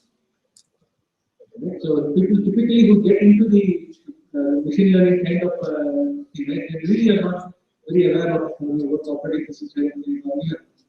They don't even know database. So that's the kind of dichotomy that needs to be addressed. So really want them to train. I think it's even debatable when you start specializing even at undergraduate level because there are so many different things that they have to learn. I do know that there are some universities globally that even offer undergraduate programs in data science or data analytics. But I don't know, that's still a thing we have to think about.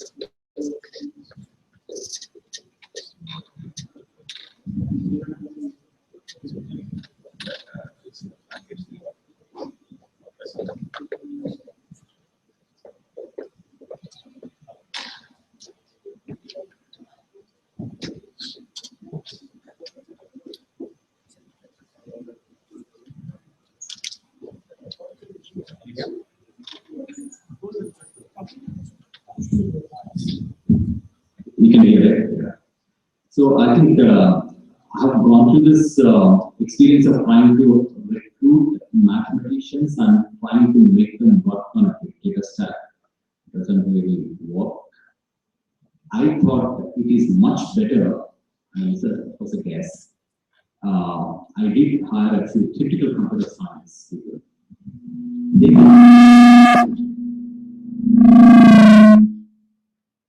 They can pick statistics much better than the statistician picking up the pattern.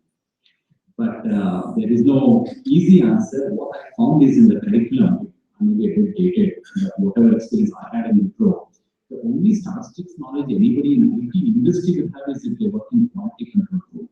So that is the only time they will know statistics. No other person will remember. But in the curriculum, if I'm not mistaken, if you're an EC person, EC will not have anything statistics. Even computer science will not have any paper on statistics. So this is, I think, in my way, a problem. But machine learning or any other course like that must help to bridge this gap. But overall, I find that a theoretical computer science background will be more helpful than a pure mathematician background, even though my data scientist is the double PhD in pure mathematics. But he can program it. So that's what I do. So let me try and speak without the mic because I think that is much of it. I hope people can hear me. I have not taught as much as Ravi. In fact, I've just taken a couple of classes on machine learning at IIT. Next. But there are a couple of things I realized. First is nobody learns anything because I want to teach it to them. Most of us, I think, would go where the students would do it just as well. I think you really get to learn by playing with data yourself. And so to that point, your point about data sets and code is very welcome. I think there's a lot of publicly available data sets. You go to Kaggle, there are competitions where you can actually take part, etc. I try and make all my data sets and source code publicly available. You can download them from my website if you're interested in working on any of these problems.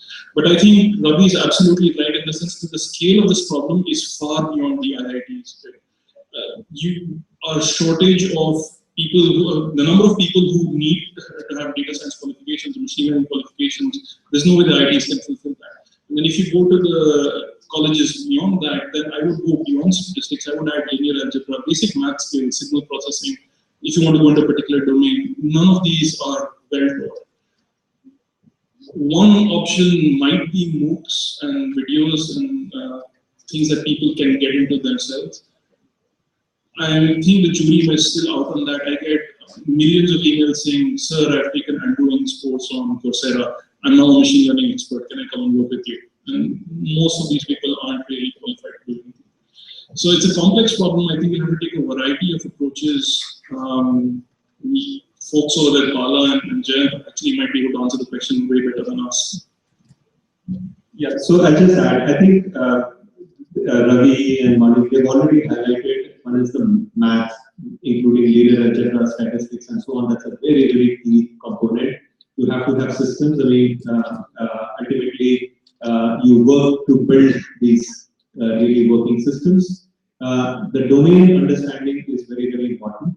And finally, I think another aspect that has not received as much attention so far is the human aspect, the behavioral science, and so on.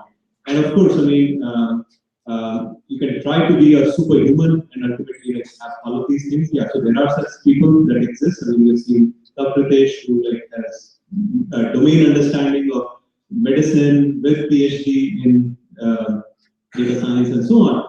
And of course, I mean, for mere mortals like us, I mean, for whom, let's say, ICU is more expensive than the hotel room, but there are people like Monday, right, who just kind of are not mere mortals and are able to operate at a much higher level. But one way, effectively, an organization can also bring this all together is through interdisciplinary teams, where you, because that's certainly one of the approaches that we have taken, that on a single project, we often bring in people with different backgrounds. So for instance, on the healthcare problem, my kind of the best team that I find is a team with a statistics PhD, a computer science PhD, and now they've been hooked up with a design expert, and they're doing some amazing things. So you can also bring some of this initially through interdisciplinary teams, and of course, over a period of time, each of these researchers, they enrich their understanding of the other domains.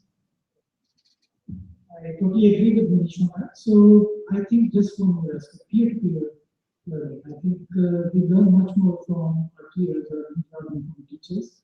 So my personal experience is that my journey through learning all this was just because of the environment that I was in. Their encouragement for interdisciplinary interaction between different kind of disciplines was really a big agenda. So I think for the students, it's really very important to form teams, and for the teachers to really facilitate formation of those teams. I think that's really very important. I have just one final point to add here that I may be dated in my knowledge here, but since communication systems precede computer science, most of the techniques and tools used, if you see our presentations, they're all around graph theory. Now, a computer science undergrad will look at computer graph theory and family assessment problem maybe, but we want to apply it in either in a social context or an IoT context, which has a topology requirement in it. I think it falls in between the BC and computer science. And the other point I find is that somehow I think it's a revival of graph theory, I think, both in a social and other context. And we want to reframe the scope of what a graph theory course should cover.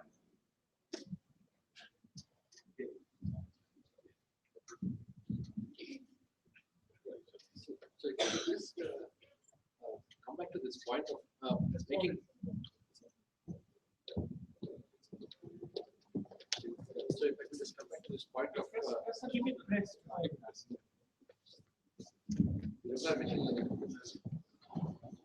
so if we come back to this point of creating data scientists, I would just go back to looking at the previous hype cycle that was about bioinformatics. So it said that we have all these wonderful people who know about computer science and biology and so on that do wonderful genomics research. And there are in fact several institutes from all over the country, including by state governments, saying that we are the PT capital of the world and we have the specialized schools which teach you both of the disciplines. And what you found out in the end was that you found that they had the least common denominator of both disciplines. They were both bad computer scientists and bad biologists at the same time. And I was surprised that Dr. Pritesh was actually saying that you could have people who can have a multidisciplinary kind of attitudes, because if you look at the medical world itself, you have very fine-grained specialization. You have one for the right lung and one for the left lung in the pulmonary units and so on. So given that you have that already in the medical domain, why would you expect that when you come to this big data world that you don't have these fine-grained specialists? Instead have somebody who's essentially jack of all trades. Is that the wrong goal that we are proceeding towards? And instead of having data scientists, we should have data scientist teams, just like in the medical world, they'll have a urologist and a pulmonary person and a cardiologist and so on. Should be looking for the same kind of balance of skills rather than saying, okay, there's one guy who can do everything. There are no couple days in computer science. So we shouldn't be looking for all-rounders in the first place.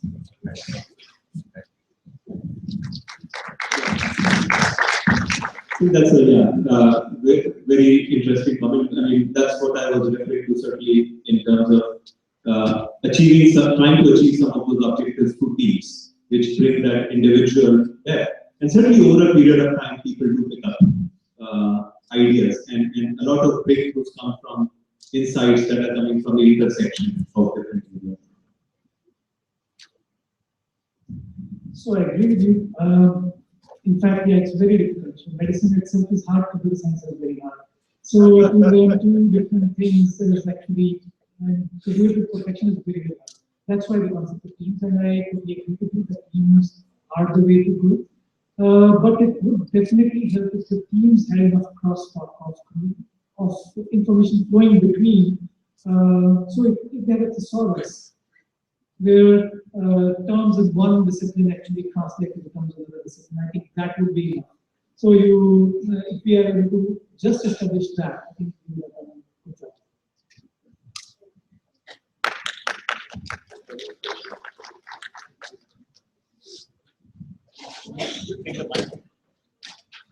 I might be audible. How to address the biggest challenge to validate the analysis which we gather from big data? My biggest question is on scalability issue. Are these analyses scalable enough? So how to validate this?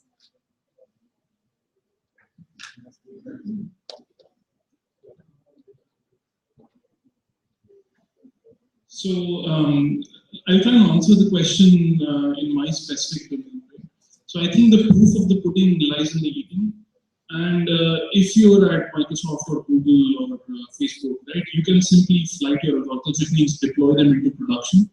And you can actually see, are these generating more revenue, more clicks? Are they helping more users? Are they saving more lives? Are they putting money in more? So I think that is the ultimate metric that we should all work towards. Unfortunately, these metrics can actually be sometimes very expensive to compute. So running a flight can take months sometimes. You need to have a big enough user base to actually get statistically significant numbers and so on.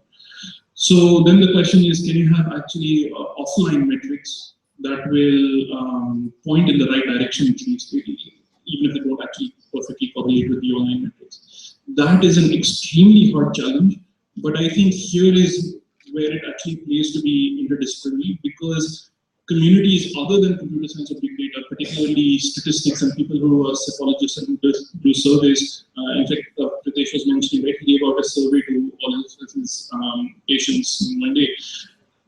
These people have actually faced some of these issues and have come up with solutions to some of them, which we can learn from and try and see whether we can adapt them to our situations or not. Regarding the larger question of veracity and the kinds of things that Manish was pointing out, the stock market plunge, etc., there the systems are very, very interconnected. Right? It's hard to say if you introduce something into one part of the system, how the other parts of the system will react. And their veracity becomes a big question. I don't have good answers over there.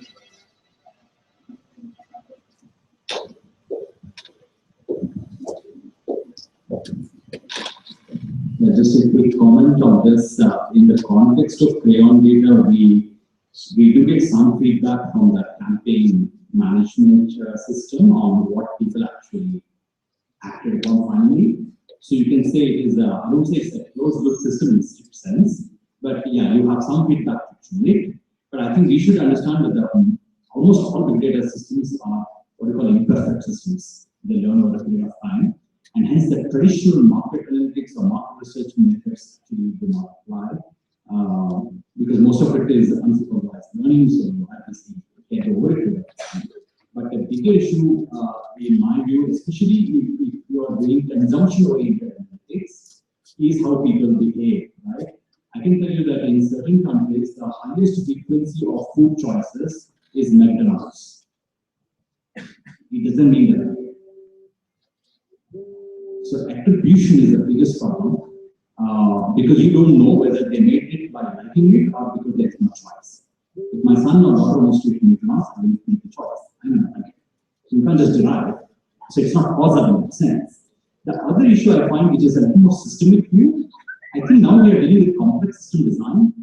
Debugging is almost impossible in my view.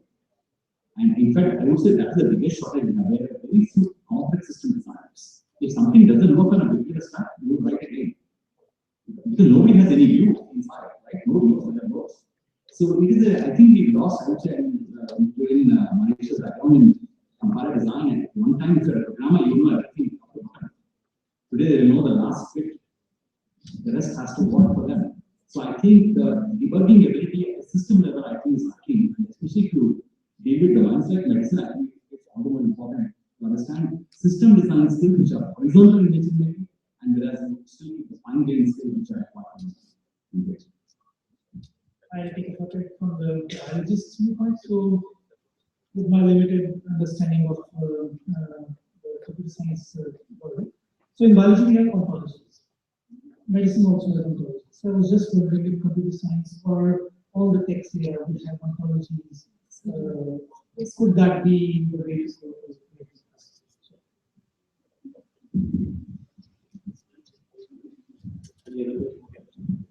Question. Sir, like I have got an undergraduate project in which my students are doing some unstructured queries of like they are manipulating sentiments. Like now taking your input from this slide, we are using 3Ds to come up with the idea. But don't you think if we are wrong enough in our artificial intelligence or NLP while formulating all these details of unstructured data from the, we are using filter as a database and taking out sentiments. Now, don't you think it is leading towards me forgery of veracity from these 3D?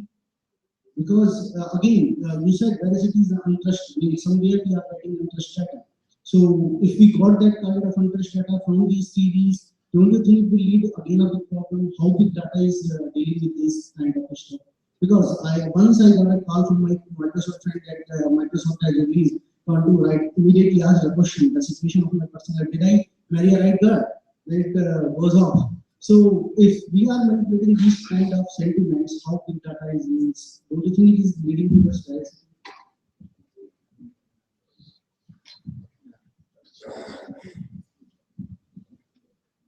Sentiment analysis is one of the most frequent features are here in India. I can tell you the issues of all sentiment analysis companies in India. Most of them are saying. At the end of it, you are trying to say you have a positive score or a negative score if you're looking at reputation or kind of social reputation.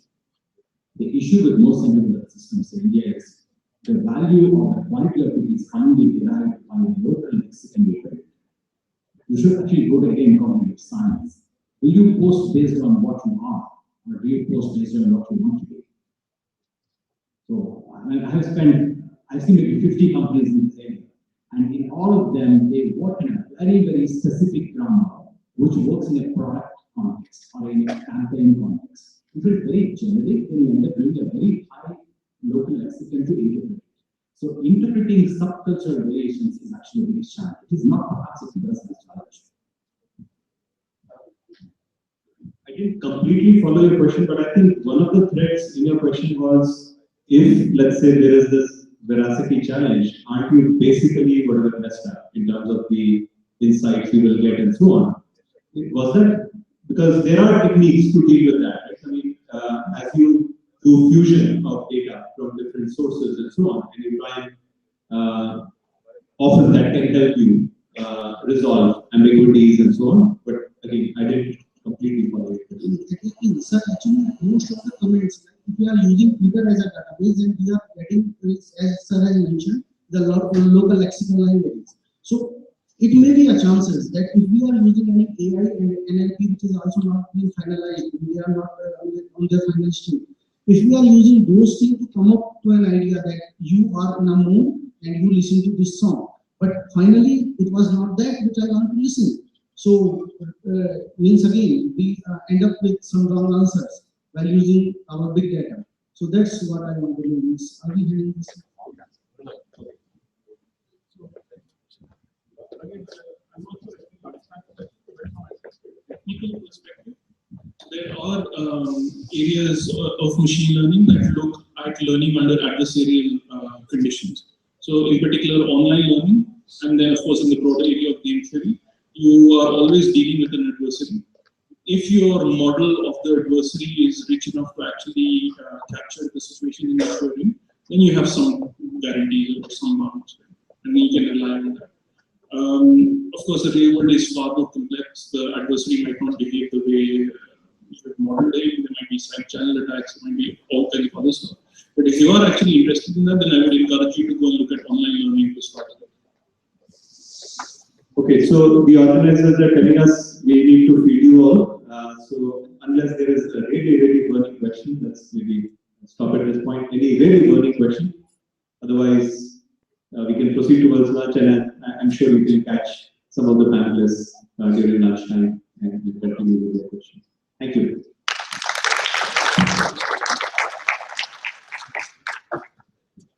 Thank you, sir. I'm glad to thank you all, our panel members, for creating such a wonderful, engaging, and enlightening session. It is always a pleasure for academicians and researchers like us to get an exposure for such a realistic and informative deliberations, and that to be at a single platform. Thank you all once again, sir. I would now like to invite Professor Amol Agarwal for presenting the memento as a token of our appreciation to Dr. Manish Gupta.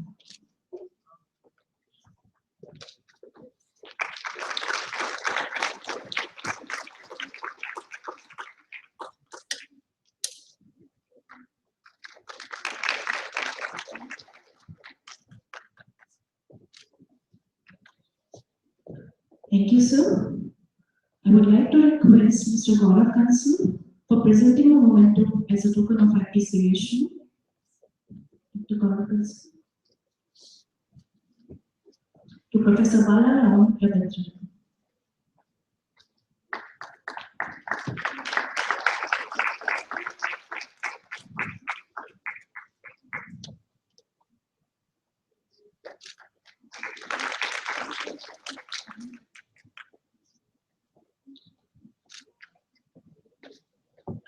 Thank you, sir. I would like to invite Professor Naveen Sen for presenting a memento to Mr. Vijay Kumar Ayapudi.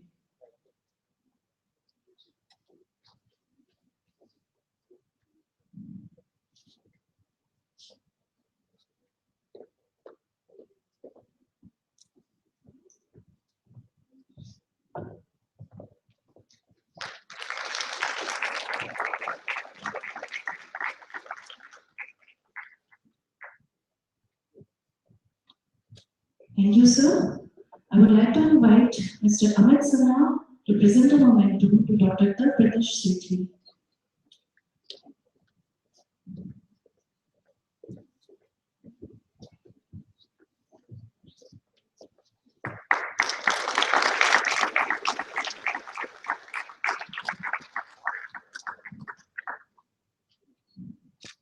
Thank you, sir. I would like to invite Ms. Madhu Khurana for presenting a memento to Dr. Manik Verma.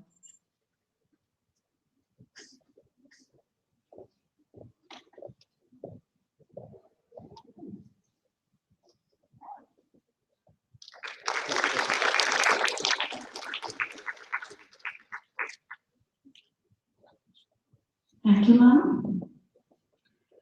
Thank you, sirs, for creating this aura of intellectual learning. We are highly indebted to you all for this. Dear audience, we would shortly be starting with the valedictory session of this 3-day ACM Compute Conference. I would like to just request you all to kindly wait patiently over here only for the next 10 minutes. Thank you all.